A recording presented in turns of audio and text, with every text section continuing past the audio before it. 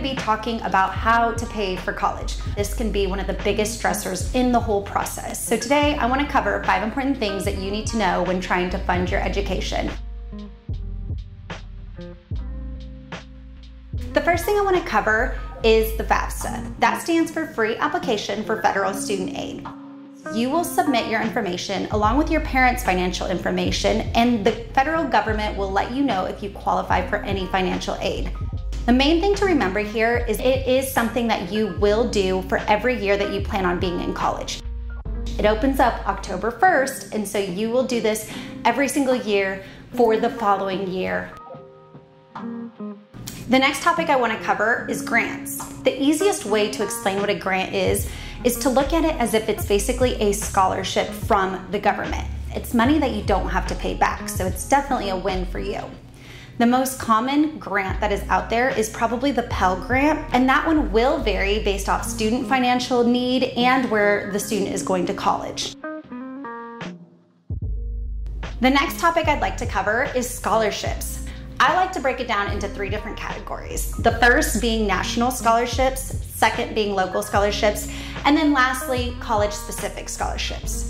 There are so many national scholarships out there. Some of them will be merit-based, some of them will be based off an essay. There are a ton that are even no essay. You really want to get started with this process as early as possible. There are national scholarships out there even for elementary and middle school age students. We have a ton on our niche scholarship page that are no essay national scholarships, and they are super simple to apply to.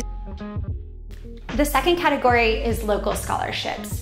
For local scholarships, I would always tell my students to first start with the high school counselor, also looking at the high school counselor website, maybe your high school website or your school district website. Another tip that I would do with my students is I would Google community foundations and then type in the local area where you live. Many times there will be so many community foundations in your local area, so it will take some digging. And lastly, check out your local credit union banks in your area. They will offer scholarships as well for students that live in the local area or for family members that bank with them. The third category is college specific.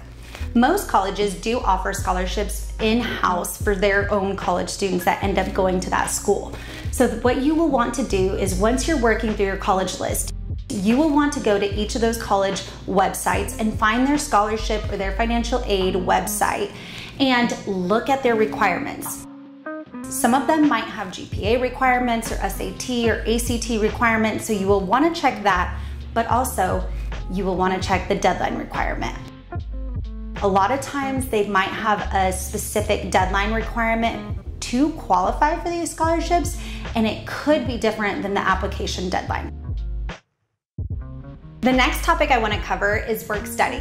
A work study is basically a part-time job. However, it is funded by the federal government, and the awesome part is they work around your education. So your student schedule will come first. Sometimes it could be a really cool, unique opportunity. I've actually met with students who had positions where they are, taking pictures of the athletics behind the scenes. So you could get some really cool, unique opportunities here. You do need to apply for consideration on your financial aid application. So on your FAFSA, make sure to indicate that you want to be considered for a work study to qualify for one of these unique positions.